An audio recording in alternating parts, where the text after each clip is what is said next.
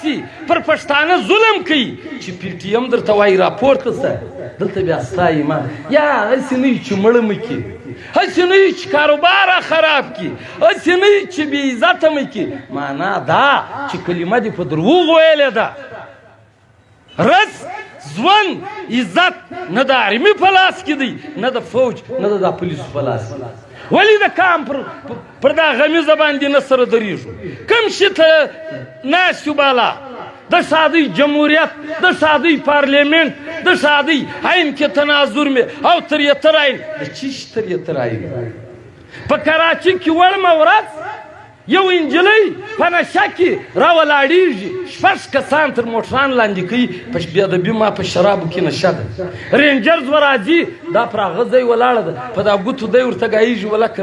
زموږ د بوریس سردارانو ملکانو و پولیسو ته دی وګایېږي لکه دا زوی مړی چې په نشه کې رینجرز ته ګایه ده دا فارغه سوله یو کیس نه مګر بل طرف ستا یمیني ستا د غورځنګ ذمهواره ستا یو قبایلي مشر علي خان وزیر یو سړي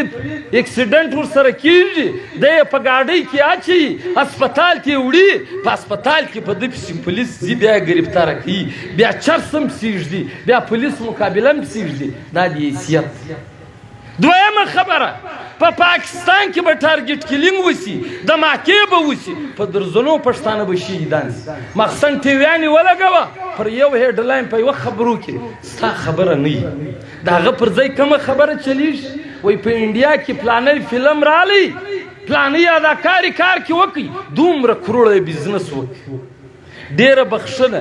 دا بریکینګ نیوز لالا راغلی دي چې په حیدرآباد کې ډیر باران وسو خر د کرنټه څه مردار اوس موږ دوی پښتانه ځان ته وایي غیرتمند ځان ته وایي په ګریوان کې وګوره د انډیا د یو اداکار حیثیت نه لري بې ادبي ماپ د حیدرآباد یو خر پر تا معتبره بولي ته بیا هم 14 اګست جوړه ته بیا هم وایې